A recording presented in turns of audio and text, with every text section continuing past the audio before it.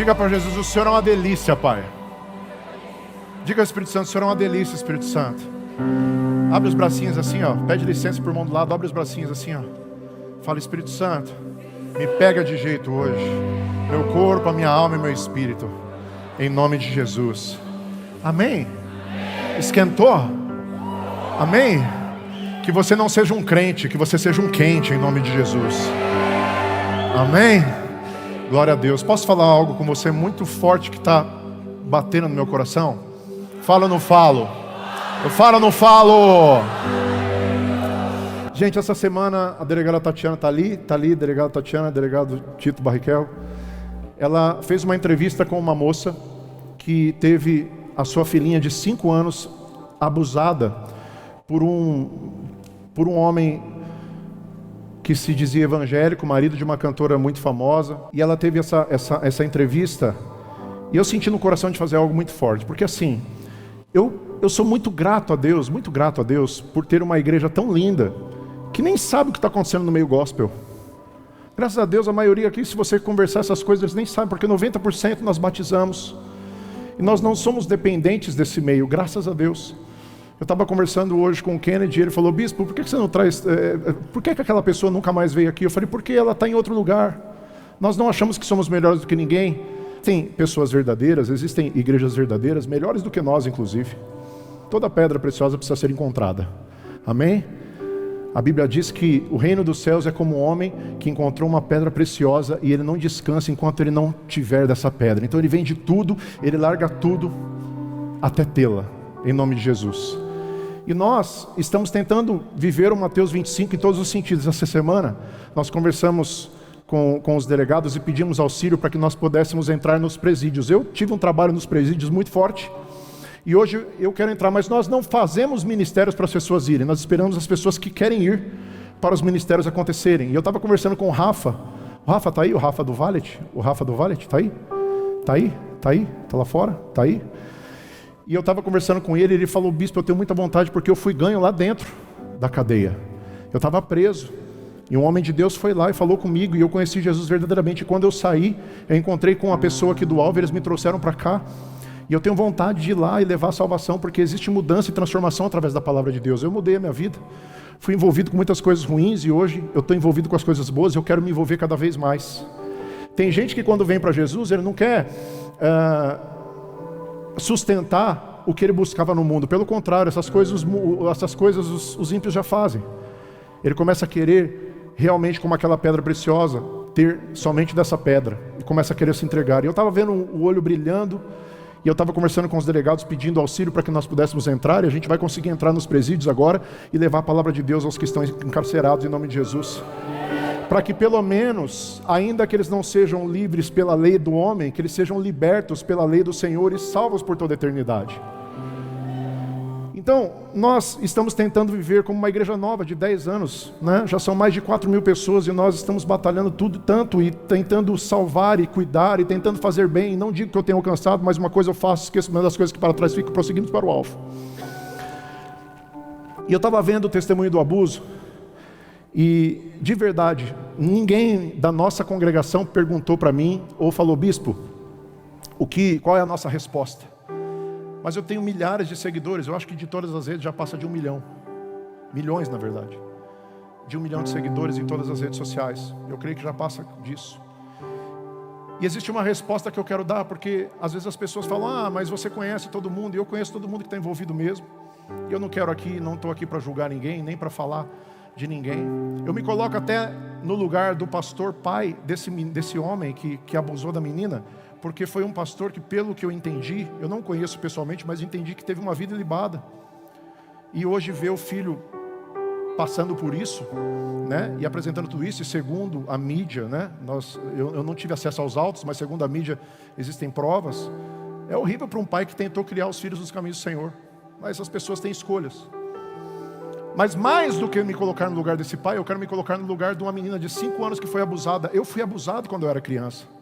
E quem dera uma igreja tivesse se levantado para fazer o que nós vamos fazer aqui hoje. Quem dera. Eu cheguei a conversar com alguns pastores que não ligaram, porque eu era uma criança, depois um adolescente rebelde, na concepção deles, que tinha tantas coisas guardadas. Em nenhum momento alguém me ofereceu uma restauração interior ou alguma coisa assim, uma ajuda. Pelo contrário, eles acreditavam no que os outros falavam e até no que o abusador falava. Infelizmente, a minha mãe tomou a decisão de ficar com o abusador, quando quem vai estudar esse assunto sabe que muitas das mulheres, infelizmente, por uma dependência emocional e um narcisismo, acaba ficando com a pessoa. E hoje, me colocando no lugar dessa menina de 5 anos, gente. Tem quantos pais aqui têm filhos de 5, 6 anos? Eu quero me colocar no lugar dessa família. E a minha resposta para a internet não vai ser falar mal de quem está apoiando, de quem não está apoiando, de quem está defendendo, de quem não está defendendo. Pelo que eu entendi, foi arquivado nos Estados Unidos e ela não tem mais recursos para pagar os advogados dos Estados Unidos para fazerem justiça. E ainda que a justiça seja diferente do que nós achamos pela mídia, ainda que não seja tudo aquilo que estão falando, eu não quero entrar nesse mérito, nós não podemos pecar pelo pecado da omissão como igreja. Então eu não só quero hoje dar uma resposta à internet sobre isso, com a minha congregação, aquela que eu tenho responsabilidade diante do Senhor, mas eu quero pedir aos pastores que se dizem do reino de Deus, que deem auxílio aos fracos, aos oprimidos. Essa família não tem recursos. Enquanto a família do abusador tem, essa família não tem. Então que seja feita a justiça, que seja feita a justiça do Senhor, mas que seja feita a justiça da terra também. E que essa pessoa tenha recursos para pagar os advogados, porque o que aconteceu com essa criança, só o Senhor para limpar durante muitos anos. E nós precisamos parar para pensar. Nós precisamos olhar para dentro. E primeiro, a Bíblia fala que quando você vai ajudar, você tem o dever de ajudar primeiro os domésticos da fé. Eu não conheço essa mulher, ela não faz parte da nossa congregação, mas pelo que eu entendi, ela faz parte da igreja de um só Cordeiro. E eu quero, como congregação, como esse pedacinho da noiva, perguntar aqui, hoje eu quero fazer do meu bolso uma oferta para ajudar nesses advogados. Quem aqui deseja, quem vem comigo fazer uma oferta para essa mulher? Levante sua mão bem alta, você que deseja ajudar. Eu quero levantar uma oferta hoje. Hoje a nossa oferta alçada, baixa a mão. Glória a Deus pela sua vida. Hoje a nossa oferta alçada, nós fazemos uma oferta alçada. Todos sabem como nós estamos precisando. Nós estamos em reforma, estamos em período de mudança. Todas as ofertas são muito necessárias. Mas hoje eu quero abdicar da oferta da nossa congregação para enviar essa oferta a essa mulher que eu nem conheço. Eu quero enviar uma oferta do meu bolso. Eu quero enviar uma oferta com a minha congregação, que entende uma oferta missionária. Qual é a missão? A missão é deixar um advogado fazer justiça, pagar um advogado que vai fazer justiça, e se existirem erros, que seja feita a justiça, e em nome de Jesus que a justiça de Deus também seja feita. Mas que nós, como um pedacinho da noiva, não pequemos pelo pecado da omissão. Então a minha resposta para a internet é levantar uma oferta com a minha congregação. Eu não quero falar nada. O que a gente faz fala muito mais do que só falar. Quem aqui está comigo vai levantar uma oferta para essa mulher? Quanto você puder ajudar em nome de Jesus. Amém? A gente vai colocar o QR Code aqui nos telões. E eu quero que você abaixe sua cabeça e que você fale comigo. Pai, nós oramos por essa família. Pedimos em nome de Jesus que primeiramente o Senhor traga uma restauração interior a essa criança. Senhor Deus, que todas as travas que o abuso trouxe à vida dela, que sejam canceladas, anuladas, e que o Senhor torne sem efeito no reino do Espírito, e que essa menina possa se tornar uma grande mulher do Senhor, e que dessas feridas possa sair poder para curar outras pessoas. Nós, como igreja, declaramos a bênção, a alegria e a plenitude do Senhor sobre essa criança e sobre essa família. E a igreja diz: glória a Deus. Sai do seu lugar, faça a sua oferta na vida dessa pessoa. Eu vou entregar para a delegada Tati entregar essa oferta, porque ela está em contato com a mãe. Amém? Pode sair do seu lugar. Você que está fazendo pelo QR Code, o QR Code já está nos telões, né? Essa oferta é uma oferta alçada pela vida dessa menina que foi abusada. E nós, como igreja, não queremos pecar no pecado da omissão. Queremos ser participantes, não da falácia, não da falação, falando mal de pessoas ou nos levantando contra um ou contra outro, mas fazendo o nosso papel de acolher e de dar assistência àqueles que não têm força, àqueles que não têm, como a palavra de Deus nos ensina. Em nome de Jesus. Glória a Deus por sua vida, glória a Deus por todos vocês que estão participando. Glória a Deus. Delegados, eu vou deixar na mão de vocês para vocês fazerem a entrega dessa oferta. em nome de Jesus, no final da nossa reunião, vocês podem levar em nome de Jesus. Amém? Glória a Deus. Que nunca aconteça na sua família, que nunca aconteça na sua casa, e que você seja uma pessoa reta em nome de Jesus. Que o Senhor tenha misericórdia de nós, para que nós nunca pequemos nesse pecado, e que o Senhor nos livre a nossa congregação e as nossas crianças de pessoas maldosas agirem contra a vida delas. Que as nossas crianças sejam limpas e puras, em nome de Jesus. Quem concorda comigo? Glória a Deus. Obrigado, Pai. Obrigado.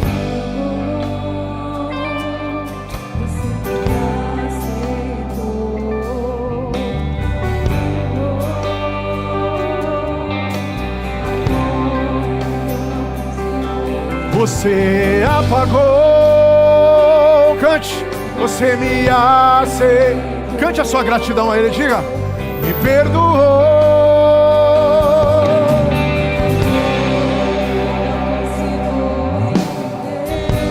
Ouvia falar no seu nome, mas demorei pra perceber que você não é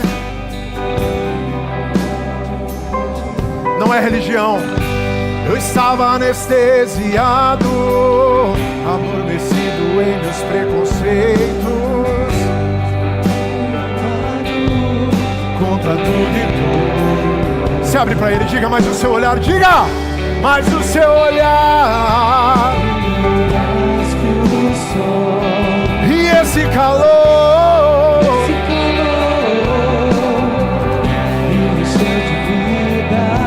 seu amor se derramou.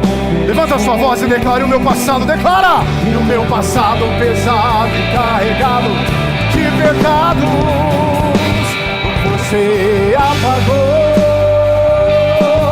Você me aceitou. Obrigado, Pai. Me perdoou. Amor que eu não consigo, você apagou. Você me aceitou. Me perdoou. Amor, eu não consigo entender. Faz coral, deixa ele escutar a sua voz. Deixa. Abre seu coração.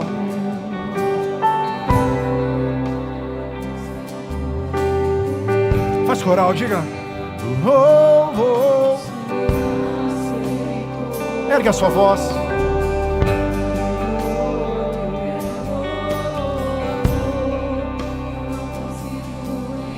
Declara a sua cura. Nos deu uma nova história e um novo modo de ver e de viver a vida. Olhar as pessoas e o mundo sob um novo brilho. Se abre pra Ele, diga pra Ele: tanta coisa que eu perdi sem te conhecer. A gente achava que sabia tudo,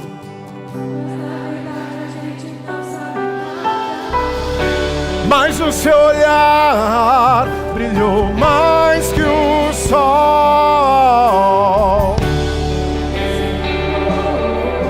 Tá melhorando, diga: enche o peito, seu amor, que vai se derramar essa noite aqui em nós e nas nossas famílias e através de nós. Declara: de pecado, diga: você apagou.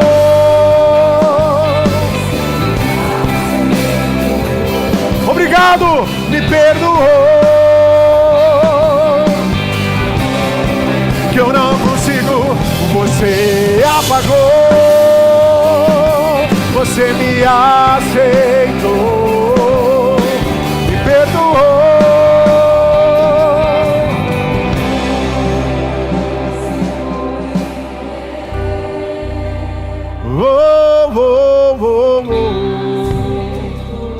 E me perdoou.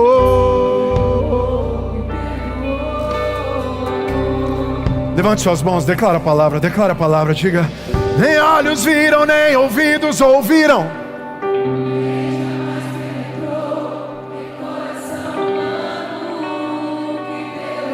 para nós, para você, para mim, para aqueles que o amam.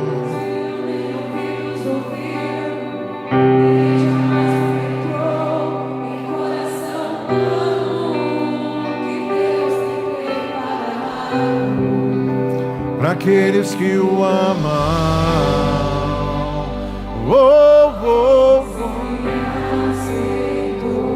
e me perdoou.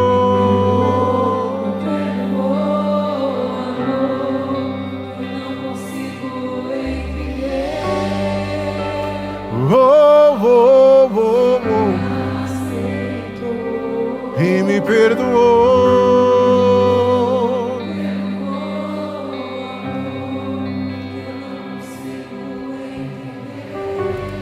Acalma a tua alma, acalma a tua alma, acalma teu espírito. Diga: Pai, obrigado, Senhor, por sua palavra.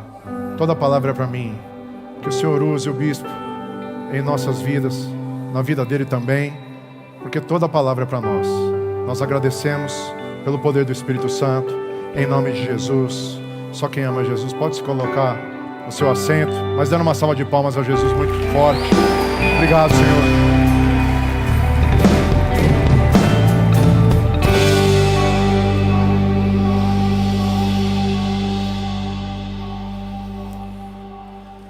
Você está pronto, irmão? Aperta a mão do seu irmão aí bem forte. Fala: você está pronto? Fala: senta. Presta atenção e deixa Deus falar com você. Amém? Querido, eu durante essa semana tenho meditado uma palavra muito forte, que para a maioria pode ser até uma palavra simples, mas não é simplória, mesmo porque a palavra de Deus se renova a cada dia. E eu, todas as vezes que eu leio, eu não sei nem quantas vezes eu já li a Bíblia inteira, ou algumas partes mais. Eu sou muito neotestamentário, gosto muito das cartas de Paulo, principalmente as cartas da prisão. Paulo começa as cartas dele dizendo: eu, o apóstolo Paulo, querendo provar muitas vezes dentro ali do seu coração, por ser tão rejeitado pelos outros apóstolos muitas vezes, que era escolhido por Deus, que o próprio Jesus aparecia para ele, ensinava as coisas para ele, e ali ele está com aquele desejo no início, mas quando chega no final das cartas ele já está dizendo: eu, prisioneiro de Jesus Cristo. Paulo está escrevendo cartas da cadeia, escrevendo cartas no lugar frio, quando ele estava ganhando já pessoas, não na sua liberdade, mas estava ganhando pessoas como carcereiros, como os policiais que estavam dentro da cadeia, e ele como prisioneiro, e todos sabiam que ele era um prisioneiro puro, que era um homem livre, na verdade, estava enfrentando prisões por causa, e cadeias por causa do Evangelho, por causa da loucura da pregação, como ele mesmo diz. Todos sabendo disso, foram se convertendo, recebendo Jesus, e Paulo causando aquela reviravolta dentro da cadeia, e ali em Roma, ganhando pessoas e trabalhando e falando a verdade, pregando a verdade, não só com a sua vida, e ali provando muito mais, passando por dificuldades, passando por um período que ele ia ser derramado como libação, como adoração a Deus, mas continuando a palavra de Deus. Isso nos faz pensar no tipo de evangelho que nós estamos vivendo. Nós estamos no mês da gratidão, e gratidão é algo que define a fé do verdadeiro, mesmo porque nós andamos pela graça, e a ingratidão é o desperdício da graça. Porque se a graça é o favor que nós não merecemos, o favor imerecido, então quando nós não damos uma resposta a isso, nós acabamos desperdiçando toda a graça que tem sido revelada a nós pelo conhecimento revelado. Domingo passado nós falamos a respeito da resposta da graça. O apóstolo Paulo fala que como resposta à graça, de graça, que não é uma desgraça, ele vai responder, ele vai dar como resposta à graça o seu trabalho. Como nós não podemos pagar a graça, porque a graça é de graça e foi paga pelo sangue de Jesus, nós temos que dar uma resposta. O apóstolo Paulo define muito bem isso. Ele fala: eu vou trabalhar o tempo todo para dar uma resposta à graça. E ainda em tempo, falando a respeito do apóstolo Paulo, essa semana me veio uma palavra para eu meditar. Eu sempre entendo que o Espírito Santo me dá palavras de meditação durante a semana, e essa é uma palavra que eu medito por toda a minha vida, mas eu gosto muito de quando o apóstolo Paulo escreve em 2 Timóteo, no capítulo 1, versículo 5, ele fala a Timóteo. Timóteo era um filho na fé de Paulo, um menino novo. Paulo chega a falar para Timóteo: Timóteo, não deixe que ninguém tire sarro por causa da sua mocidade, não deixe que ninguém ignore a sua mocidade, porque você é um menino cheio do Espírito Santo, é um homem de Deus, é um homem transformado, é um homem que tem vida com Deus, e por causa da imposição das minhas mãos sobre a sua cabeça, você foi enviado com legitimidade. Então não deixe que ninguém tire sarro do seu chamado. Não interessa, Timóteo, se tem um monte de gente que perde tempo na igreja. Não interessa se tem um monte de gente, Timóteo, que fica velho na igreja e não consegue fluir na sua vida. Não interessa se tem um monte de músicos que só vão para tocar na igreja. Seja aquele diferente, seja diferenciado. Não interessa se tem um monte de gente que bate cartão no culto, olhando o relógio desesperado para depois jogar na cara de Deus que, olha, eu paguei a semana, hein? Eu fui no culto como se Deus fosse um assalariado desesperado pelo dízimo e oferta. Não interessa, Timóteo, você aviva o dom que há em você, o qual foi colocado pela imposição das minhas mãos. Mas antes de falar isso, o apóstolo Paulo diz assim a Timóteo, trazendo à memória, vamos ver juntos, 2 Timóteo capítulo 1, versículo 5, somente a igreja, o alvo, forte, poderosa, com alto e bom som, vai, 1, 2, 3 e... Trazendo uma fé não fingida, uma fé, bem alto, uma fé não fingida, que em ti há. Cara, você já parou para pensar em Jesus, olhar para você e falar, grita seu nome bem alto, 1, 2, 3 e... Mais alto, seu nome, 1, 2, 3 e... Imagina Deus falar para você, João, Carlos, Edneia, Maria, existe em você uma fé não fingida. Enquanto tem um monte de gente fingindo ser crentinho, cheio de fé fingida, existe em você uma fé. Levanta os braços para o céu e fala, Pai, que haja em mim uma fé.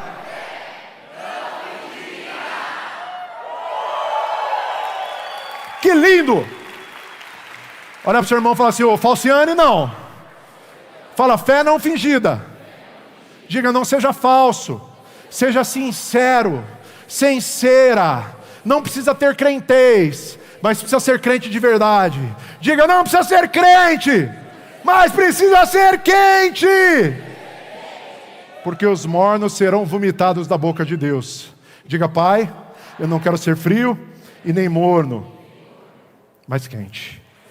Trazendo à memória uma fé não fingida que é em ti, Timóteo, a qual, olha que legal isso, hereditária, olha a fé que foi ensinada dos pais para os filhos, a qual habitou primeiro em tua avó, a Lloyd.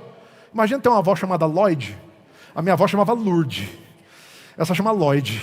Trazendo a fé, sabe a sua avó? Quantos aqui tiveram avós do Senhor de verdade? Minha avó, meu avô eram do Senhor de verdade. Olha que delícia, gente. Minha avó foi minha filha na fé. Mas você teve a oportunidade de ter uma avó e um avô do Senhor, que ensinaram os rudimentos básicos da fé para você, e muitas vezes você desdenhou. Quem aqui tinha uma avó de Deus que orava por você, depois você desviou, virou tranqueira, fez tudo errado? Levanta a mão aí. Ixi. Mas não teve jeito, né? Você acabou aqui, a velhinha morreu e você viveu. Porque a oração dela era uma oração não, porque a fé era uma fé não, mas a gente está vivendo nos tempos do fingimento, nos tempos da fake news. Nós estamos vivendo nos tempos da fake, irmão. Olha para o seu irmão e fala que a sua fé não seja um fake, em nome de Jesus. Olha, a fé que habitou primeiro em tua avó, Lloyd, e depois em tua mãe, a Eunice, a irmã Nicinha. Olha para o seu irmão e fala, a irmã Nicinha deu continuidade à fé da Lloyd. E ela não era uma Debbie Lloyd. Ela era a irmã Lloyd, que deu continuidade para a irmã Nicinha, que chegou até o irmão Timóteo. E o irmão Timóteo era novinho, mas era cheio do Espírito Santo. Porque as pessoas confundem sabedoria com idade cronológica. E sabedoria não tem a ver com idade cronológica. Cabelos brancos não trazem sabedoria para ninguém, apesar de trazerem vivência. Conhecimento não é sabedoria. Alguém disse em uma máxima que conhecimento é a sabedoria colocada em prática durante toda a sua vida. Então, conhecimento não é sabedoria. Tem gente que conhece um monte de coisa, mas não tem sabedoria nenhuma. Eu lembro do Jô Soares, era um homem que conhecedor de muitas coisas, inclusive conhecia a Bíblia inteira, por lê-la inteira, mas não entendia nada. Porque o conhecimento revelado só pode vir da sabedoria. E o temor ao Senhor é o princípio da... E o sábio ganha? O temor ao Senhor é o princípio da... Cadê o povo de Deus? Já estão com frio? E o temor ao Senhor é o princípio da... E o sábio ganha... almas. O sábio ganha? O sábio ganha! É por isso que a nossa fé não está baseada numa fé vagabunda. Numa fé em que nós só batemos o cartão na igreja de domingo. Mas uma fé com missão, visão e pressão. Uma fé que faz com que nós saiamos do nosso lugar e não frequentemos a igreja, mas sejamos a igreja. Porque a fé que não te exige não te leva a lugar. Diga, a fé que não me exige. Agora os vivos, bate no peito e diga, a fé que não me exige. Não, você vai ter que corresponder, senão não vou não. Vai, a fé que não me exige. Não me leva a lugar nenhum. E sabe que eu parei para observar que na internet as pessoas hoje querem muito uma fé fingida. Por exemplo, eu dei uma entrevista num podcast esses tempos, e o público é muito evangélico. E muita gente me xingou falando que não gostou de mim porque não viu verdade em mim. Mas como você pode ver verdade? Aí eu te pergunto, como você pode ver verdade em alguém só por ela falando? Você só pode ver verdade como Jesus ensinou. Pela árvore conhecereis? Pelos frutos conhecereis? A árvore conhecereis pelos? Então você só pode ver verdade pelos frutos. Não por causa de um julgamento, ou porque a pessoa não fala da forma que você quer ouvir. Ou porque a pessoa não tem o estereótipo que você está acostumado. Porque eu gosto do pastorzinho, branquinho, velhinho, com cabelinho branco, que fala de maneira plácida. A verdade não está condicionada a isso. A verdade está condicionada ao Jesus que é a verdade, que entra na sua vida e faz uma transformação de verdade, e as pessoas olham a sua vida e querem ser parecidas com você. Quem recebe? Diga, a verdade não está condicionada à idade cronológica. Diga, a verdade não está condicionada à aparência. Diga, a verdade não está condicionada ao jeito de pregar, meu amado, meu amado. Diga, a verdade não está condicionada à aparência do pastor. Diga, a verdade não está condicionada à neurolinguística do pastor. Mas a verdade está condicionada a uma vida de testemunhos. Porque o verdadeiro avivamento não está no barulho dos dons, mas no silêncio dos frutos.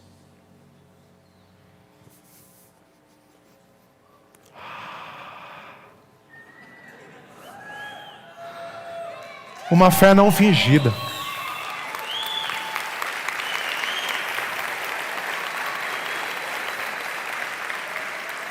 Eu estava perguntando ao Senhor como definir uma fé não fingida. Eu sei definir, a gente pode conversar um monte de tempo aqui, porque durante toda a minha vida essa foi minha especulação. O que é ter uma fé não fingida? Ou o que é não ter uma fé fingida? E eu fiz PhD na igreja evangélica, desde os 9 anos de idade, crescendo e vendo fé fingida para todo lado. Tinha a fé da irmã que fazia o barulho, tinha a irmã ambulância. Quem já conheceu a irmã ambulância? Começava a tocar, cadê o Yuri? Começava a tocar, o Yuri não está aqui? Eles perdem a bênção, é o dia que eu chamo, né? Quem que está tocando teclado? Começava a tocar, eu navega. Levanta, irmão, vou tocar o teclado, irmão. Olha aí, ó. Corta o salário dele, 1 milhão a menos esse ano, essa semana. Eu navegarei. Vai lá, gente. No oceano do Espírito. É forte ou não é? E aliado. A Lloyd cantava essa, eu acho. A Lloyd cantava. Ao Deus do meu amor. Diga, eu adorarei. Diga, eu adorarei. Ao Deus da minha vida, vai. Ao Deus da minha vida, que me compreendeu. Sem nenhuma explicação. Sem nenhuma explicação. Vai!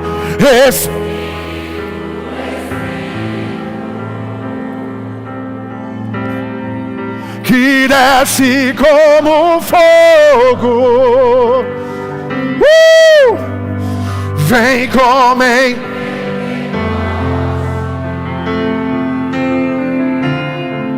E encha-me de novo, mais uma vez, cheio do Espírito Santo, sem fingimento. Espírito, Espírito. Enche o pé, diga, que desce como fogo. Você está fingindo? Vem comem. Você está cantando de verdade?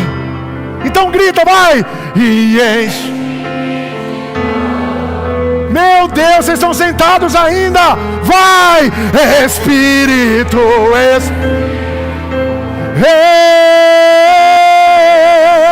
que desce como fogo, vem comer.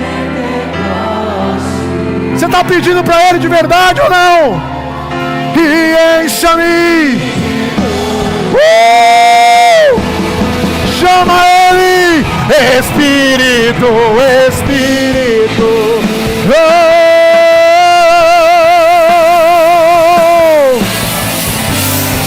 Chayarabareca te abareia na vassoura da dai.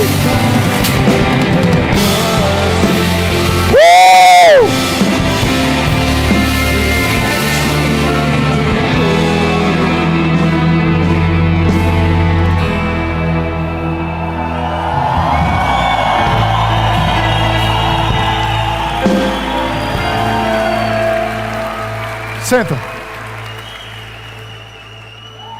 Qual foi o start? Qual foi o start? Você adorou de verdade ou você foi fingido? Fala a verdade. Foi fingido ou adorou de verdade? Verdade? Por quê? Por quê? Por que que a música se tornou uma verdade na sua boca agora? Porque a música é uma forma de adoração que responde o resultado da sua vida durante toda a semana, em serviço. Por isso Paulo fala, a resposta para a graça vai ser o meu trabalho. Hoje nós temos clubes sociais ao invés de igreja. Por quê? Não vamos mexer com ninguém, vamos falar só o que eles gostam e não vamos dar trabalho para ninguém, para que eles possam dar ofertas e dízimos bem altos e nós possamos viver um fingimento. Então o cara chega num culto e ele já chega assim, ó, ai, que hora que acaba, hein? Fantástico, vai começar que hora?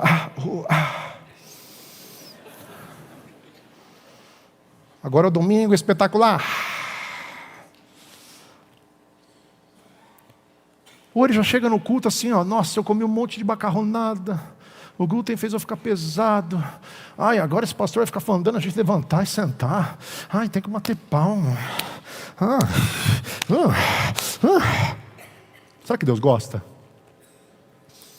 E a fé? Que é a certeza do que não se vê, firme convicção das coisas que se esperam. E a fé? E a fé que é ir com o pé e Deus vir com o chão? E a fé que é o emuná? É se agarrar de tal forma que nada mais importa senão o que eu estou crendo. E a fé que me cobra resultados, porque a fé que não me cobra não me leva a lugar nenhum. É muito fácil viver uma fé fingida e falar que eu sou evangélico e bato cartão na igreja todo domingo. Esse é do alvo. Eu sou crente. É muito fácil viver uma fé fingida e chegar na entrevista e ficar falando coisas espiritualoides. Porque todo mundo está acostumado com isso. O povo gosta do glória, chuta aquele laço.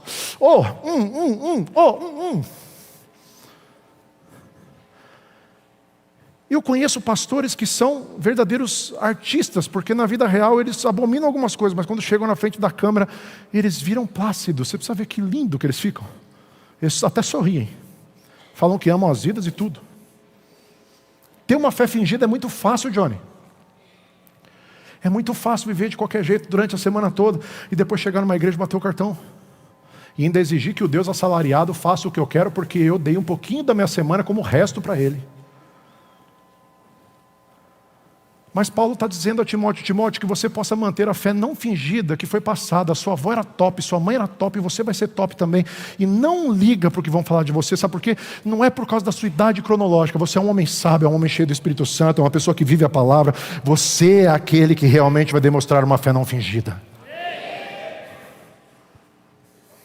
E aí, eu comecei a lembrar de uma história do Antigo Testamento. Eu quero que você corra comigo lá para o livro de Reis, no segundo livro de Reis, lá no capítulo 5, no versículo 1, conta a história de Naamã. Eu quero ler com você a história de Naamã. Eu quero dar o nome dessa palavra, acho que já até colocaram lá, os 7 mergulhos de uma fé não fingida.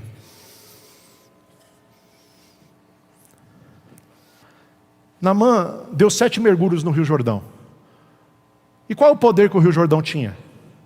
Eu fui para Israel e chegou lá, todo mundo queria se batizar no Rio Jordão. Aí os evangélicos já eram batizados, mas eles queriam batizar no Rio Jordão porque eles entenderam que no Rio Jordão tinha poder. Mas no Rio Jordão tem cocô. Diga, no Rio Jordão tem cocô. Tem xixi, tem esgoto, tem impurezas, tem idolatria. Sabia que adoram a outros deuses no Rio Jordão? Ah, mas Jesus foi batizado lá. Mas não foi a água que o batizou, foi o Espírito Santo. Mas é fácil você falar que você é espiritual colocando uma bata branca e mergulhando no Rio Jordão. Já viu que tem muito político que vai lá, né, para mergulhar no Rio Jordão para fazer marketing. Artista também. Tenho nada contra, irmão. Tenho nada contra, não. Pode fazer. Você está lá no momento na Israel, gostoso, na terra que Jesus pisou e tudo mais. Esqueceram da Nova Jerusalém, que não é aquela, mas tudo bem. E aí eu lembro que o povo começou a pegar pedra para levar embora para casa, porque a pedra era santa, e começou a pegar água para levar para casa, água que enchia, mas era santa. E começou a pegar um monte de coisa, mas tudo bem, irmão. Para fazer uma fé fingida, está tudo certo. Para produzir uma fé fingida, está tudo certo. Você vai falar, eu sou espiritual, eu tenho a água do Rio Jordão na minha garrafinha. Lembra que o povo também tinha o cramunhão na garrafinha, quem lembra?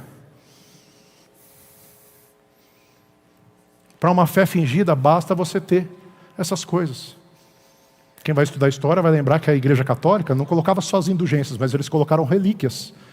E as relíquias que eles colocavam faziam com que as pessoas entendessem que, mesmo não entendendo a palavra, a Bíblia, que era em latim, mas indo e tocando nas relíquias, elas seriam pessoas de fé. Hoje em dia não está muito diferente, tem palavras que são lindas. As pessoas saem maravilhadas com a palavra, mas elas não entendem o significado prático na vida delas em nada. Ou seja, elas ouviram, mas não entenderam nada. Para viver uma fé fingida está tudo certo. Mas para uma fé não fingida...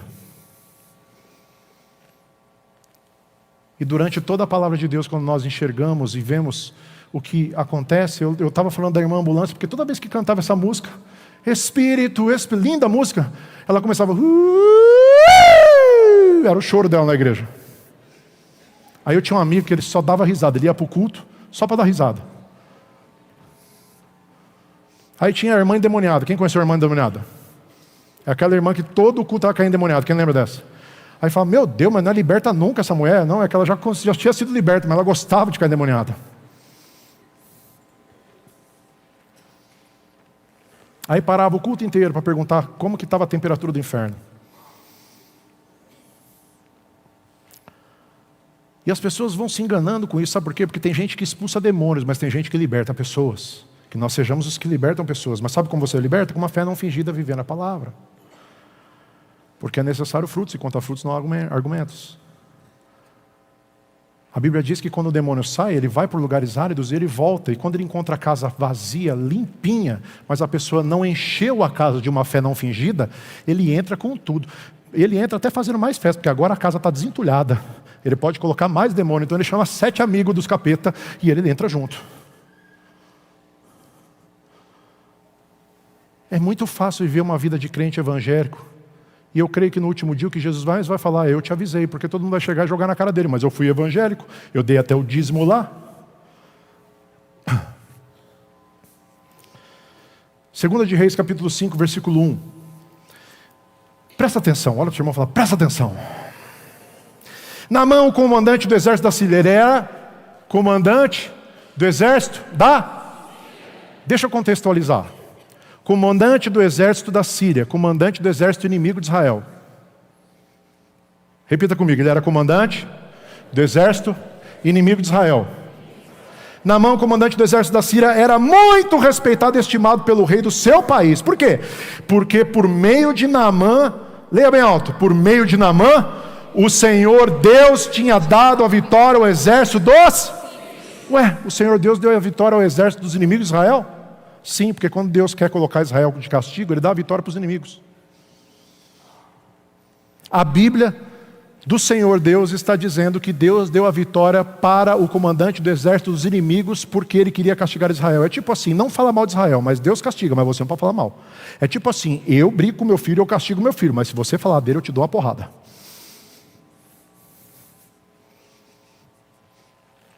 Presta atenção.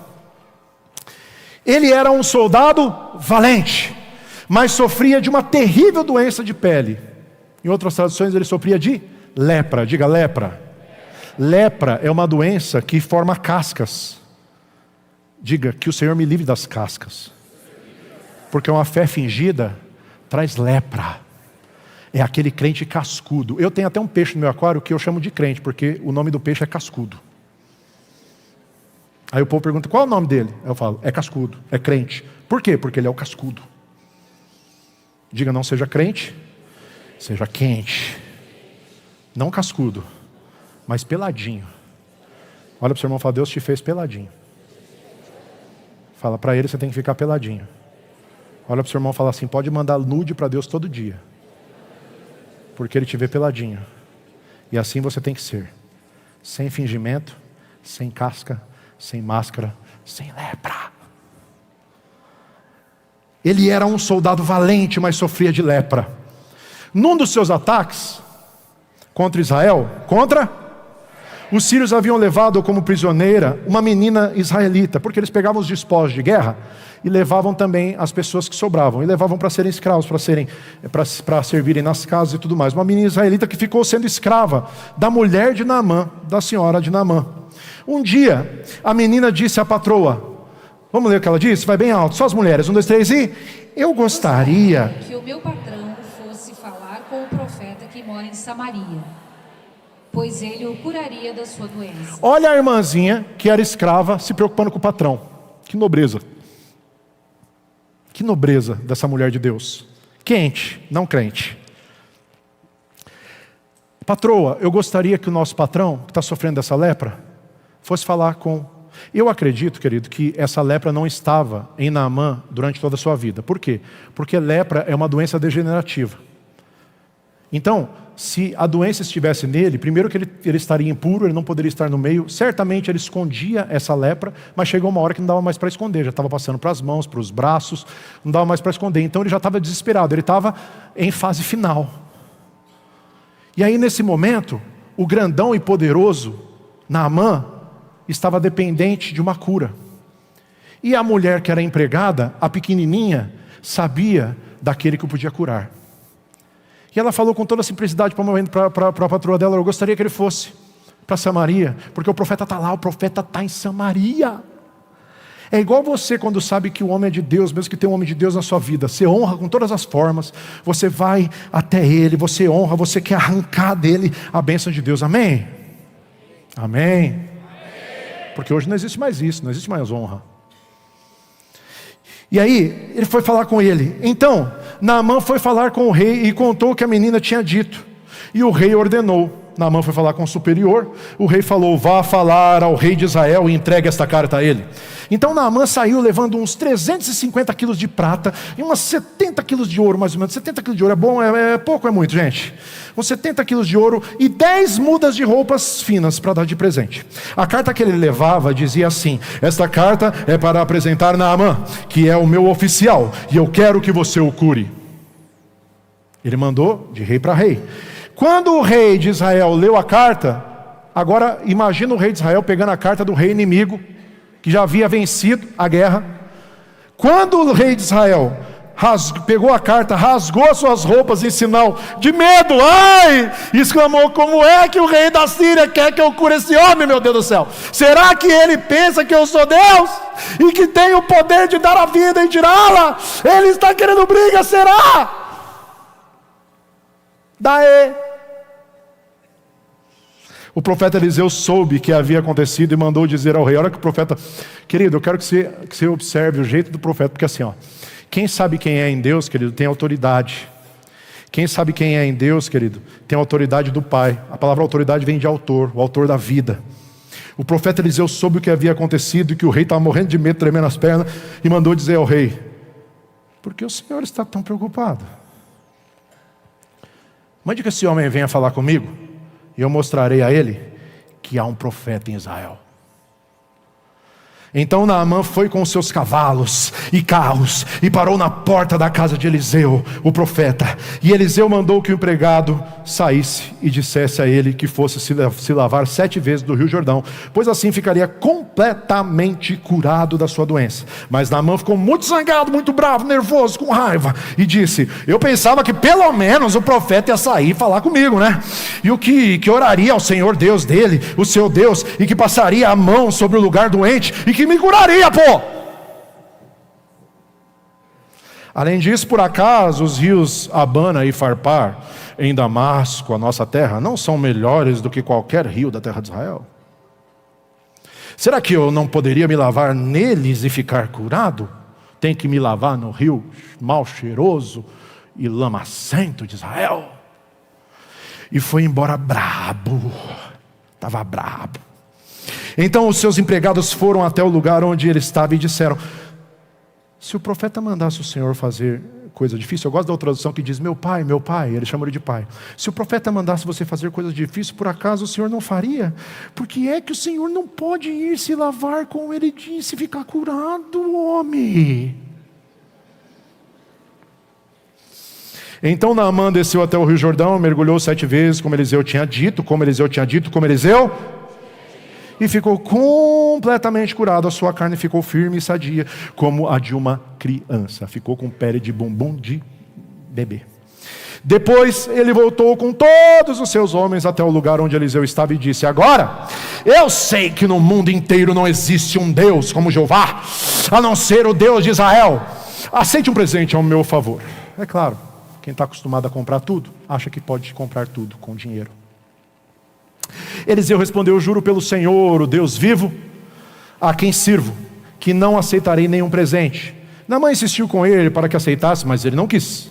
Aí Naamã disse, leia comigo bem alto, 1, 2, 3 e: já que o Senhor não quer aceitar o meu presente, então deixe que eu leve para casa 2 mulas carregadas de terra, pois de agora em diante eu não vou oferecer sacrifícios e ofertas que são completamente queimados a nenhum outro Deus, a não ser o Deus de Israel. Glória. Amém. Foi assim que ele foi curado. Que legal. 7 mergulhos e está tudo certo. 7 mergulhos. E só me faz entender uma coisa, tudo isso: que Deus queria ganhar uma pessoa verdadeiramente a Ele com uma fé não fingida. Eu lembro de Jesus curando o centurião romano e dizendo: nem em Israel achei uma fé como essa. Nem em Israel.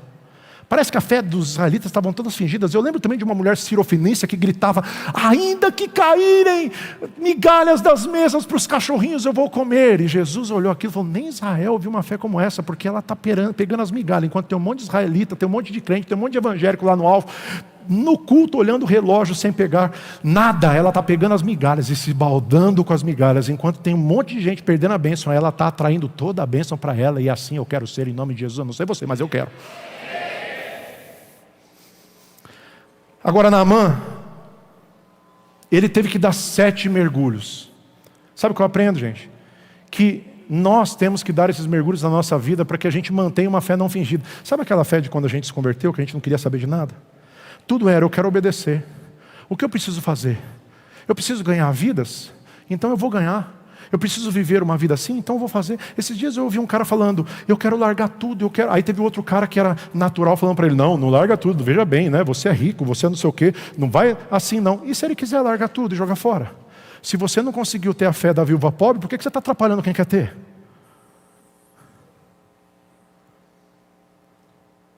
E se ele conseguir um nível de desprendimento que você nunca entendeu? E se ele conseguir um nível de amor à pedra preciosa que Jesus disse que você nunca vai conseguir? Tem gente que não cresce e ainda impede os outros de crescerem. Tem gente que para no degrau e impede das pessoas alcançarem os patamares. Agora olha o que estava acontecendo aqui, gente. Naamã estava sendo treinado, diga sendo treinado a não ter uma fé fingida. Olha, ele teve que quebrar o orgulho, essa falsa humildade que ele tinha. Eu sou o cara, eu sou o comandante do exército, eu vou falar com ele. Pegou todo o dinheiro que ele tinha, porque ele já estava acostumado a pagar.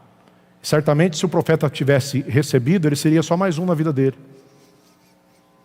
E depois, se você continuar lendo, eu não vou falar sobre isso agora, eu quero me ater só a essa palavra, mas depois, se você continuar lendo, você vai ver que o moço dele, o ajudante dele, Geazi, Ele foi lá e pegou a oferta que ele não recebeu. E ele ficou com lepra por causa disso. Ao mesmo tempo, quando Naamã chega, a primeira coisa que ele tem que perder, pode sentar, gente, a primeira coisa que ele tem que perder é o orgulho, essa falsa humildade. Sabe o que ele ia fazer ainda? Ele ia falar assim: eu estou ajudando a sua igreja, viu, profeta? Eu estou ajudando a sua igreja. Não, quem estava sendo ajudado ali era ele. E ele ficou bravo. E por que ele voltou bravo?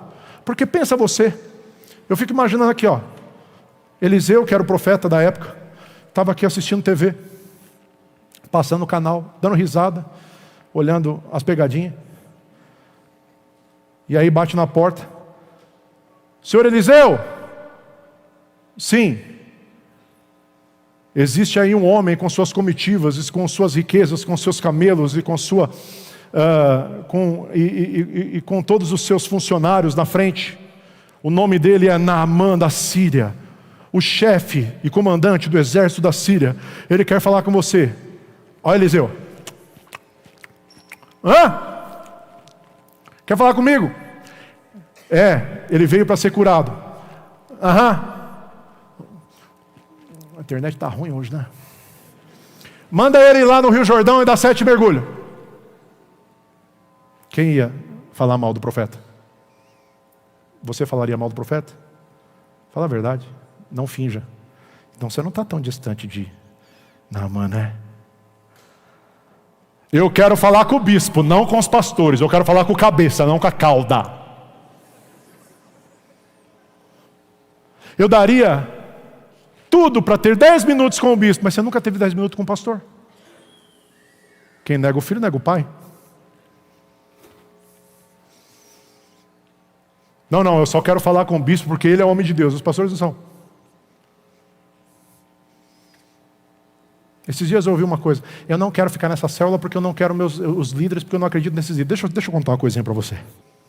Não é o meu líder, é quem está usando o meu líder na minha vida e quem eu sou em Deus, para que Deus use qualquer pessoa na minha vida. Quem era o líder de Judas? Jesus, o melhor líder de todos os tempos, e Judas foi um lixo. Quem era o líder de Davi? Saul, o pior líder de todos, e Davi foi top. Mas tem gente escolhendo líder. Deixa eu te dizer, querido, não coloca um pedágio no que Deus quer fazer na sua vida. Às vezes Deus está querendo usar a gente para simplesmente fazer dar 7 mergulhos e você não está entendendo. Às vezes o bispo não vai dar nem atenção para você. Às vezes nem o pastor vai dar atenção para você. E tudo que você vai ter é um líder mais ou menos. Mas se você for um grande homem de Deus, você vai crescer sob maneira. Se você for uma pessoa de Deus, você vai crescer sob maneira. Então o orgulho não está no líder, o orgulho está em você, que quer escolher. Eu cresci e cheguei onde cheguei com líderes ruins e líderes bons.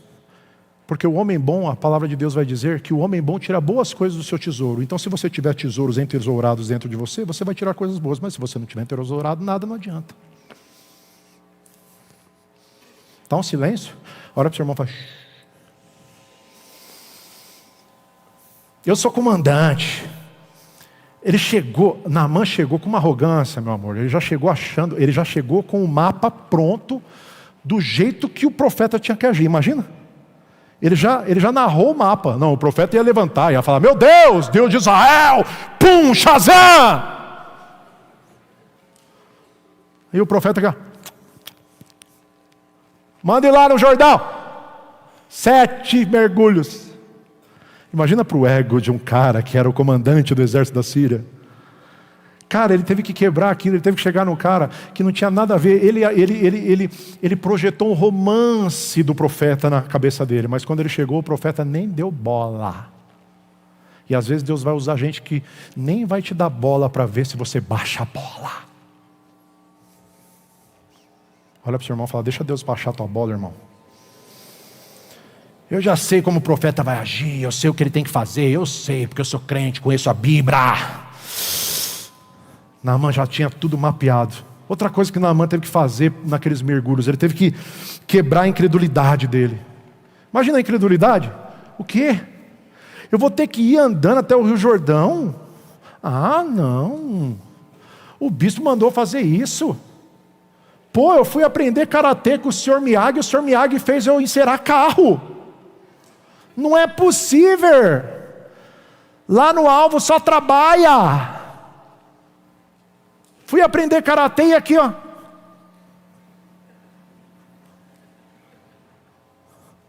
Outro dia eu ouvi um falando assim: bispo, está muito difícil para mim, porque eu estava fazendo discipulado com o meu líder, e na verdade eu que estava discipulando ele.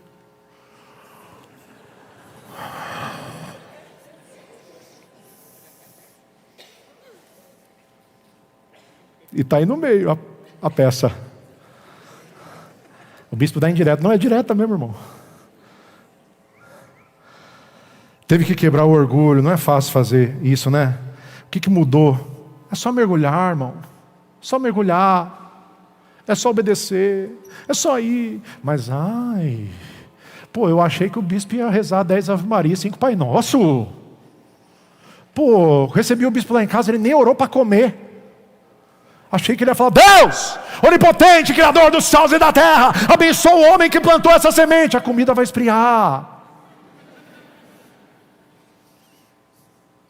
Porque se você tem um coração grato e quando você acorda, você fala: Deus, obrigado pelo meu dia, pelo fôlego de vida, porque o Senhor me devolveu a vida. Você sabe, a nível de curiosidade, será que eu falo? Eu falo ou não falo? O livro de Jó mostra que quando nós dormimos, nós temos uma mini morte. Diga, uma mini morte. A palavra de Deus vai dizer no livro de Jó que quando nós dormimos, o nosso espírito sai do corpo e Deus leva o nosso espírito a lugares ermos. E aí Ele decide e devolve. É por isso que muita gente tem morte súbita, porque ela não volta. Ou seja, quando você dorme e tem sonhos, muitas vezes você está com o seu espírito se desdobrando. Deus está tirando o seu espírito e levando a lugares e testando o seu espírito em muitas coisas. Por isso que Daniel chamava de as minhas visões noturnas. Isso é esoterismo. É difícil. Mas você acordou e falou: Deus, obrigado, eu sou grato por essa vida. Eu sou grato. E aí você foi tomar café e falou: que gostoso, obrigado, Senhor, porque eu tenho essa família, porque eu tenho tudo. E Deus já entendeu sua gratidão, porque não se trata de uma reza decorada. E Jesus falou: eles acham que por muito repetir vão ser ouvidos por Deus. E Deus não gosta de oração. E todas as mulheres queriam sair comigo. Olha, não eram todas, mas tinha bastante. E eu não vejo nenhum mérito nisso, porque a Bíblia diz que nos últimos dias iam ter 7 mulheres para cada homem, que as mulheres iam pagar até a comida dos homens para ver se tinha, porque não ia ter mais homem. Eu sei que está difícil, macho alfa está difícil. Por isso eu quero que os homens daqui sejam homens de verdade, em nome de Jesus. Que as mulheres tenham orgulho, falem: esse é o meu supridor, meu protetor, é meu homem, meu macho. Quantas mulheres podem gritar: eu tenho um macho em casa, aleluia.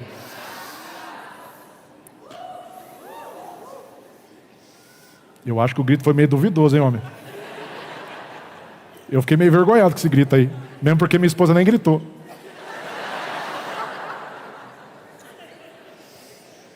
Ela falou que eu que não vi. Ela fala: amor, você é muito macho alfa. Você chega e a mulherada sabe que não tem mais macho. Aí chega, sente o cheiro de macho, tá terrível. Eu sou tão macho, irmão, quando eu durmo eu sinto a barba crescendo.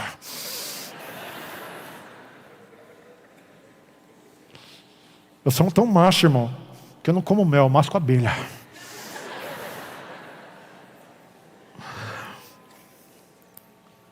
Cara, como está difícil. Aí ela falou que era mentira, porque a minha igreja era uma igreja de gente que parecia que servia a Deus, que tudo nosso era o melhor. E que a esposa era super compreensiva, e que as mulheres queriam fazer, e que eu movia em muitos dons do Espírito ao mesmo tempo. Aí eu fiquei sem palavras, porque o que eu vou responder para uma mulher dessa? É verdade? É verdade. Aí eu pergunto para você: mover nos dons, a palavra de Deus diz: buscai os dons com zelo, os melhores dons. Não era para todo cristão ter? Não era para todo cristão ser um homem diferenciado? Uma mulher diferenciada? Não era para todo cristão ter um casamento abençoado? Não era para todo cristão ter uma esposa com equilíbrio emocional? Sim ou não? Não era para todo cristão ter um casamento abençoado? Não era para todo cristão ter filhos abençoados? Não era para todo cristão ter uma igreja linda, abençoada? Não era para todo pastor ter uma igreja que obedece a palavra e que aprende a palavra? Qual o meu pecado? O problema é que os medíocres e medianos jamais vão entender quem realmente está querendo andar na completude do Senhor. Sabe que uma vez eu fiz um mergulho? E quando você vai mergulhando, você tem que descer, e você vai mergulhando e você vai calibrando. Então o mergulhador que está te ensinando, eu fiz o mergulho a 6 metros, então ele vai te ensinar a calibrar. Então você fecha o nariz e sopra. E aí você vai calibrando. E conforme você vai descendo, desce 1 metro, desce 2 metros, desce 3 metros, você vai calibrando para você se adaptar ao nível que você está. E quando a gente chegou lá embaixo, a gente já estava num nível muito baixo, e eu parei de escutar a superfície, porque quando eu estava na superfície eu ainda escutava um pouco da superfície, mas quando eu cheguei na profundidade, eu recebi até uma palavra inclusive lá, sobre o alvo. Eu não escutava mais a superfície. Quem realmente está na profundidade, no profundo de Deus, não escuta mais a superfície, querido. O problema é que vai estar cheio de gente na superfície querendo gritar para você escutar, mas se você realmente estiver na profundidade de Deus, você não vai escutar mais. Sabe o que acontece? Está cheio de superficial querendo gritar para o profundo. Só que o profundo não ouve mais a voz do superficial, ele ouve a voz do profundo de Deus. Quem deseja ser assim?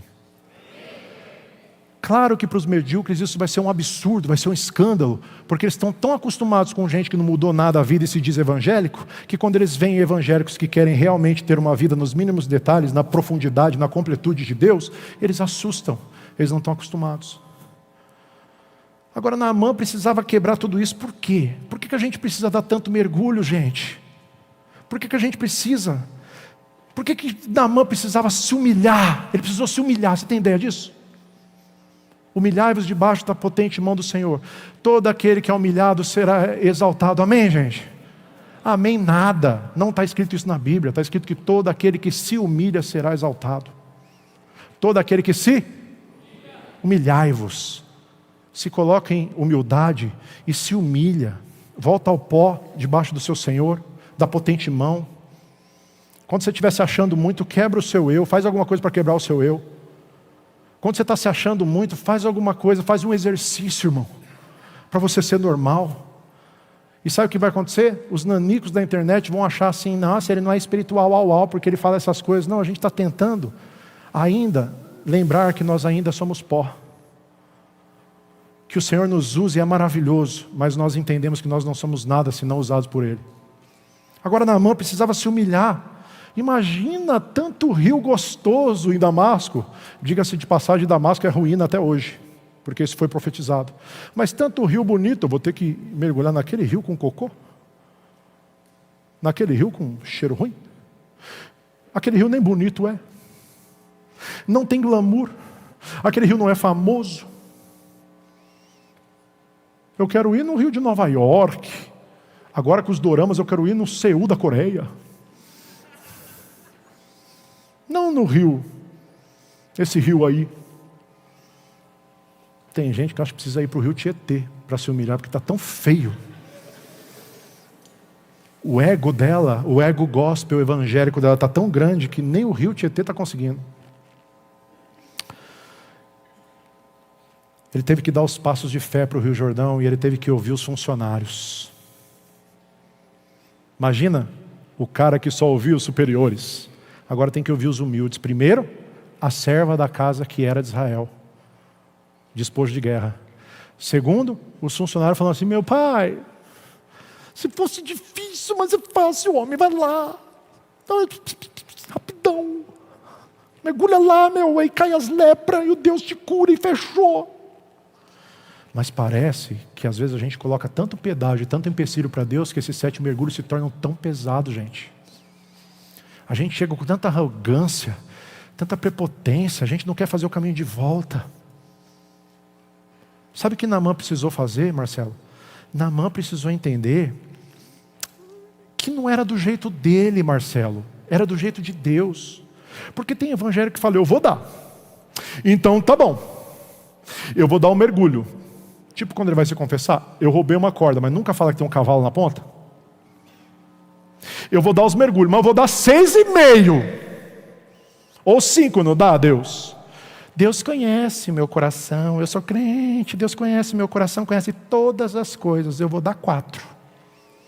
E ele começa a fazer a roleta russa da vida espiritual dele.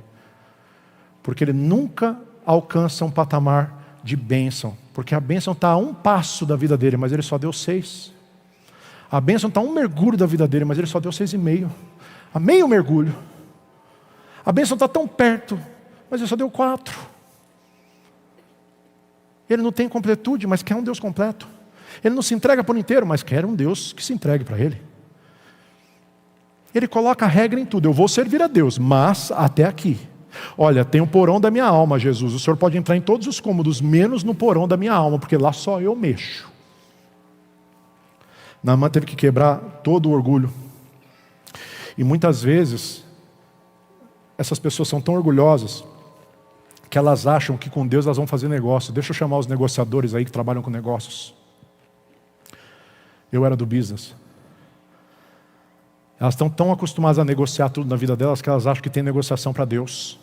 Deus é inegociável. Diga bem alto, Deus é inegociável. Diga, a unção de Deus é inegociável. Diga, ser cheio do Espírito Santo é inegociável. Diga, as pérolas de Deus e as bênçãos de Deus são inegociáveis. Mas ele está tão acostumado a fazer barganha. Está acostumado a cambiar. Está acostumado. Está acostumado a dar o jeitinho brasileiro. Está acostumado a barganhar tudo na vida. E aí quer barganhar com Deus. Não, peraí, eu já parei de usar droga. Eu era tranqueira, bandido, agora não sou mais. Tá bom. Tá bom nada, irmão. Isso só fez bem para você. Deus nunca usou droga. Isso só fez bem para você. Hoje você é respeitado. Antes você era um Zé Ninguém, ou você era um nada, ou você era um bandido. Agora você é um homem direito. Só fez bem para você, para os seus filhos. O salário do pecado é a morte. Talvez você te livrou da morte da cova. Vaso. Não, veja bem, eu já vou na igreja de domingo, já bato o cartão de domingo, tá bom. Ainda tem que ir na célula. Ainda tem que ir na célula, ainda tem que ir no evento da igreja. A Bíblia fala em Atos dos Apóstolos que eles se reuniam todos os dias, no templo e nas casas. Todos os dias, por quê? Porque eles tinham sede de Deus. Então não era um trabalho. Não era difícil dar os 7 mergulhos, porque para quem está livre, os 7 mergulhos são dados de peixinho. Mas para quem está pesado, irmão, para quem está pesado. Eu estava em Israel e falaram para mim, você quer se batizar? Eu falei, não, eu já sou batizado. Mas a gente está no Rio Jordão. Eu falei, Deus, foi aqui que Naamã deu 7 mergulhos. E aí eu fiz um ato profético, eu sozinho, eu e minha esposa. A gente deu 7 mergulhos para que todo o orgulho da nossa vida, toda a prepotência, a arrogância caísse por terra, como tinham que cair na vida de Naamã. Mas não adianta fazer o ato profético lá e depois colocar em prática na vida, porque não é ato profético, é profetizar para agir. E aí a gente fica num silêncio, né? Porque aí o bispo está falando tudo isso, e aí, meu Deus do céu, eu tenho um negócio aqui dentro de mim, eu vou ter que mudar mais coisa, eu vou ter que mudar. E é isso mesmo, até o final das nossas vidas a gente vai ter que mudar, porque eu me converti, estou me convertendo e vou me converter até o final da minha vida. E aquele povo que saiu das igrejas agora por causa do monte de escândalos que fazem parte da apostasia que o Senhor nos avisou, e agora começaram a correr para o alvo achando que o alvo é oba-oba. E aí chega aqui e se depara com uma palavra dessa. Ai, que chato. Achei que era mais legal.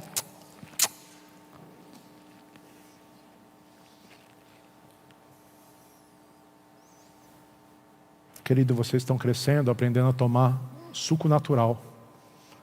A Coca-Cola é até gostosa, mas se eu trouxer, vocês vão viciar e não vão mais querer tomar o suco natural.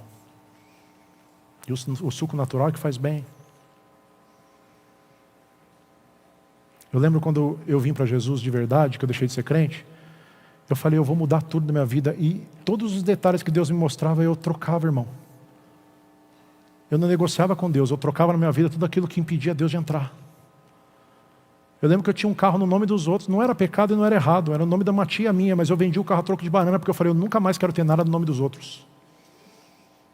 Porque quando você não negocia mais, até o que não é pecado, mas que te atrapalha, você vai tirar da sua vida, ainda que não for pecado. Aliás, a palavra pecado quer dizer errar o alvo. Tudo que faz você errar o alvo, vai fazer com que você não queira mais a sua vida. Eu lembro que eu comecei a pagar e a gente quebrou os cartões de crédito e a gente não tinha nem cheque mais e eu comecei a viver somente com o que eu tinha. Eu falei, eu vou reorganizar a minha vida financeira, porque eu tenho que ter caráter e as pessoas têm que olhar, eu nunca mais quero ter o nome sujo na minha vida. E outro dia eu falei isso aqui no culto e teve uma irmã que falou assim, você viu, o bispo fala a verdade, chequei, o nome dele está limpo mesmo. É mole? Porque é um peso para mim, hoje, o peso não é dar mergulho para baixar minha bola. O peso não é dar mergulho para me humilhar. O peso não é mais dar mergulho para me colocar no pó. O peso é voltar a viver uma vida desgraçada, fora da graça de evangélico, torto, morno ou frio. Naamã teve que aprender que com Deus era inegociável. Ele quis negociar, ele colocou dinheiro. Ele estava tão acostumado a pagar tudo, que ele colocou tudo para o profeta. Ele falou, agora o profeta vai me atender, porque todo mundo chega lá sem dinheiro, eu vou chegar cheio de dinheiro. Vamos ver se esse profeta é real mesmo, ou se ele vai querer o din-din. Porque lá, ó, igreja, grandes igrejas, como que é? Pequenas igrejas, grandes negócios. Chegou e bateu de cara com o homem de Deus, que nem o atendeu. Mas deu uma palavra, e debaixo da palavra era só ele obedecer. E Naamã teve que aprender a ser obediente. Naamã foi negociar, achando que ele poderia comprar alguma coisa, mas quem foi comprado pelo sangue não se vende para nada, irmão. E eu me lembro muito de uma palavra que está em Atos, no capítulo 8, versículo 14. Coloca para mim. Atos, capítulo 8, versículo 14. Conta a história de Simão o mágico. A Bíblia vai dizer que esse Simão o mágico era um homem que era respeitado por todos porque fazia feitiçaria. Todo mundo pagava um pau porque ele era um homem poderoso nas artes mágicas. Artes mágicas, para quem não sabe, eram artes de feitiçaria. Só lembrando e fazendo um adendo aqui, a Bíblia diz que a rebeldia é como o pecado de feitiçaria. No original está escrito que a rebeldia é pecado de feitiçaria. Então tem um monte de crente rebelde que é feiticeiro. Mas esse homem era um feiticeiro que mexia com as artes do ocultismo. A Bíblia diz que ele tinha livros e livros que havia investido. Gente, naquela época a literatura era muito cara. Livro era tudo, e o conhecimento vinha por livros, e eles tinham os segredos deles. E a Bíblia diz que ele jogou os livros para serem queimados diante do povo. Ao invés de ele dar para outra pessoa, ele falou que não serve para mim, não serve para ninguém, e queimou. A Bíblia diz que esse homem se converteu, mas depois que ele já estava convertido, depois que ele já era crente, começou a surgir um orgulhinho dentro dele. Porque tem um monte de gente que se converte de verdade ali naquele momento, mas depois ele começa a deixar entrar o orgulho e não quer mais mergulhar, gente. Diga, minha vida tem que ser repleta de mergulhos do Senhor. Não, agora diga convicção, a minha vida tem que ser repleta de mergulhos. Olha o que está escrito, os apóstolos que estavam em Jerusalém ficavam sabendo que o povo de Samaria também havia recebido. Onde estava o profeta? Em Samaria. Havia recebido a palavra de Deus e por isso mandaram Pedro e João para lá, Novo Testamento. Lá em Atos, os Atos dos Apóstolos, os atos que os apóstolos estavam praticando. Quando os dois chegaram, oraram para que a gente de Samaria recebesse o Espírito Santo de Deus. Pois o Espírito Santo ainda não tinha descido sobre nenhum deles de Samaria. Eles apenas haviam sido batizados em nome do Senhor Jesus. Aí Pedro e João impuseram as mãos sobre eles, e assim que eles receberam o Espírito Santo de Deus, assim que eles impuseram as mãos, Simão, o mágico, viu que quando os apóstolos punham as mãos sobre as pessoas, Deus dava a elas o poder do Espírito Santo. Por isso, ofereceu dinheiro a Pedro, ao Pedrão e ao João. Porque como todo mundo está corrompidão, e a apostasia está comendo solto e tem um monte de picareta na praça, então se eu oferecer, eu vou comprar. Quero que vocês me deem também esse poder. Assim, quando eu puser a mão sobre alguém, essa pessoa receberá o Espírito Santo. Então Pedro respondeu, leia comigo bem alto, gritando em alta emoção, vai. Que Deus mande você e o seu dinheiro para... Que homem de Deus. Ele respondeu, ô meu amado, não foi? Ele falou, vá você, o seu dinheiro para o quinto dos infernos, velho. Sai daqui. Que Deus mande você e seu dinheiro para o inferno. Você pensa que pode conseguir dinheiro, com dinheiro, o dom de Deus, ô mágico? Você não tem dinheiro, você não tem direito de tomar parte no nosso trabalho, no nosso ministério, porque o seu coração não é honesto diante de Deus. Arrependa-se, deixe o seu plano perverso, e peça ao Senhor que o perdoe por essa má intenção. Vejo que você está cheio de inveja, cheio de amargura, com fel, e vejo também que você está preso pelo pecado. Leia comigo 24. Assim disse Pedro e a João, Olha o que o mágico, olha o temor que existe na vida de um homem quando ele realmente se depara com um homem de Deus de verdade, que é inegociável. E assim você tem que ser em nome de Jesus. Por favor, baixou a bola dele. Por favor, peça ao Senhor por mim, para que não aconteça comigo nada do que vocês disseram. Ele se arrependeu. Está cheio de gente que conhece homens de Deus inegociáveis, homens de Deus verdadeiros, homens de Deus que vivem, mas não dão valor. Ao invés de irem mergulharem, simplesmente obedecerem, simplesmente quebrarem o seu eu, quebrarem o seu orgulho, eles ficam colocando subterfúgio e pedágios. Ficam a vida inteira, como Paulo disse a Timóteo, aprendem, mas não aprendem nada. Ficam a vida inteira batendo cartão na igreja, mas nunca tem uma mudança real de vida, porque nunca provaram realmente do poder de Deus. Até quiseram provar, mas comprando, e o poder de Deus de verdade não é negociado. Sabe o que eu quero dizer para você, querido? Naamã teve que deixar até as circunstâncias para dar um mergulho. As circunstâncias que faziam com que ele cresce, que os rios da terra dele eram melhores. As circunstâncias que faziam ele pensar, não, mas eu sou um homem de gabarito, eu sou um homem de autoridade, o que vão pensar de mim se virem eu mergulhando no rio sujo? O que vão pensar de mim se virem eu obedecer um profeta do inimigo? O que vão pensar de mim se souberem que o profeta nem me recebeu em lugares altos, porque eu tenho patamares altos, alcancei patamares altos na minha vida, porque eu tenho isso, eu tenho aquilo, eu sou isso, eu tenho aquilo. Ele teve que se livrar da bagagem natural que ele havia conseguido todo o tempo nas suas costas. Aquilo que o mundo mais dava valor, toda a patente, todo o respeito que ele tinha, ele teve que colocar no pó para poder obedecer. E sabe o que eu quero dizer para você essa noite? Eu já estou terminando. É que é assim que a gente vive uma fé não fingida.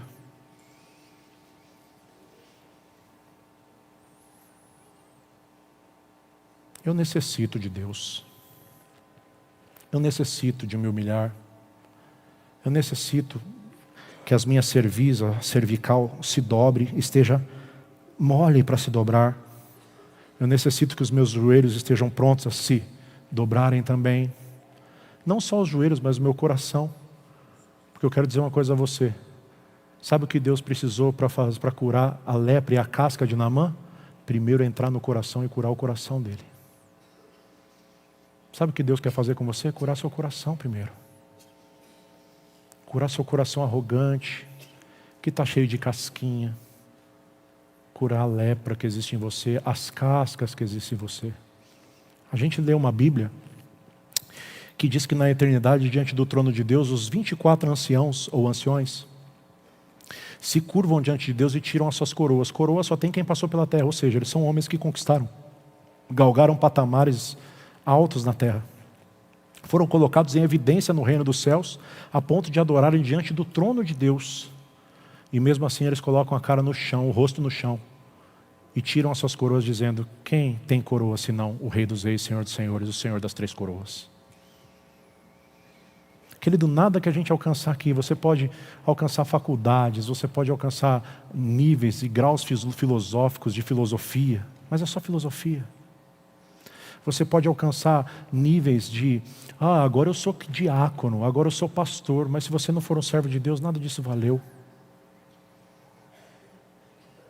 Você pode alcançar uma vida bem-sucedida financeiramente e ser infeliz, como muitos são. Você pode ter uma casca de evangélico, participar do show evangélico, participar do show gospel, ter as músicas gospel, cantar as músicas gospel, ter aparência de gospel e não ser aquele que leva a palavra, porque gospel quer dizer levar a palavra. E como são lindos os pés de quem leva a palavra, a Bíblia diz. Você pode ter uma aparência de crente, de evangélico e não ser um sepulcro caiado. Por fora, a bela viola, por dentro, um bolorento. E sabe de uma coisa? Deus está vendo tudo, não tem jeito. Eu vi tanta gente derrapar por isso.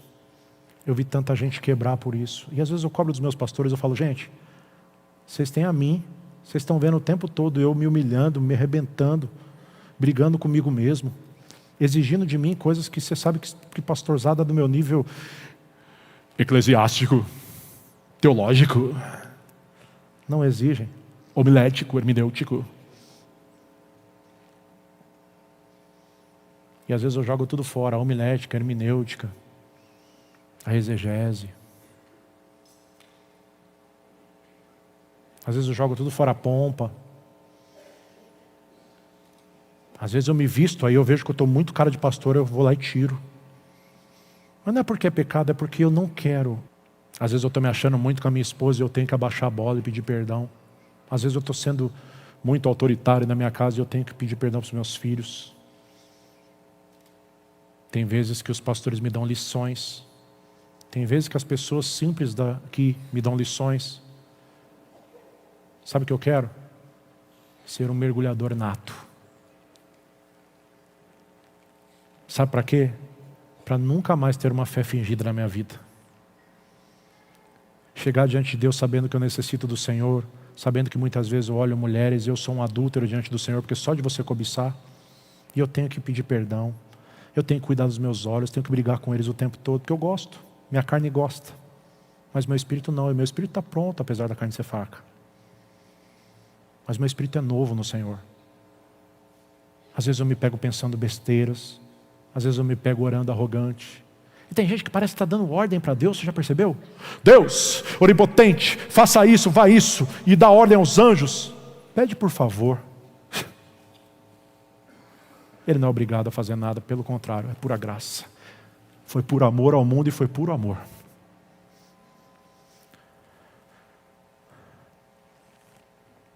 Às vezes eu me pego querendo ser o tal. Eu não sei vocês, eu acho que essa é uma briga do Rafael querido.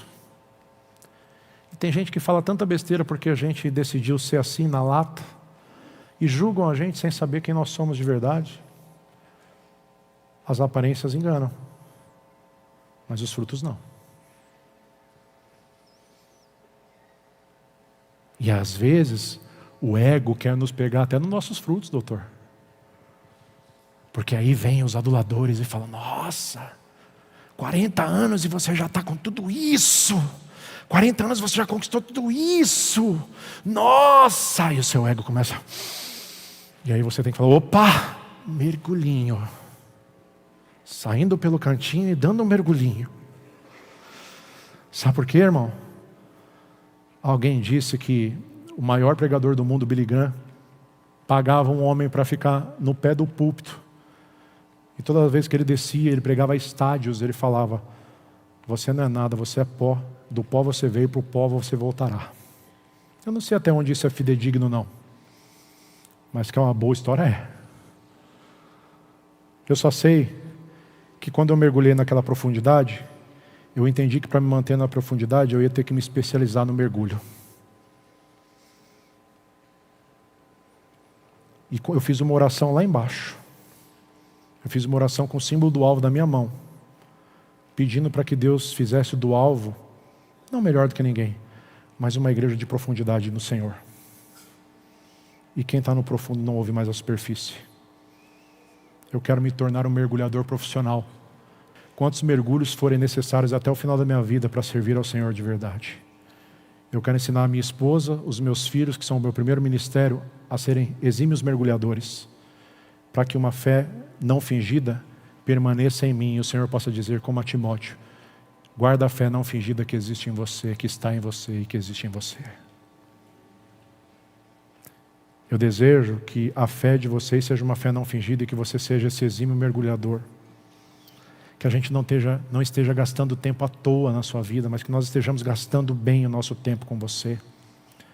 Que você seja uma pessoa que realmente está entendendo essa palavra, batendo no peito e dizendo essa palavra é para mim, dizendo, Pai, faz de mim um exímio mergulhador, para que eu possa mergulhar todos os dias, sabendo que não são 7 mergulhos. Quantas vezes eu tiver que mergulhar, eu vou mergulhar, para que eu possa ser verdadeiramente um servo de Deus de verdade. Essa palavra é para mim. Essa palavra é para você. Essa palavra não é para quem não veio, é para quem veio. Essa palavra é para todos aqueles que querem se tornar exímios mergulhadores, ter uma fé não fingida e viver na profundidade de Deus e não mais na superfície.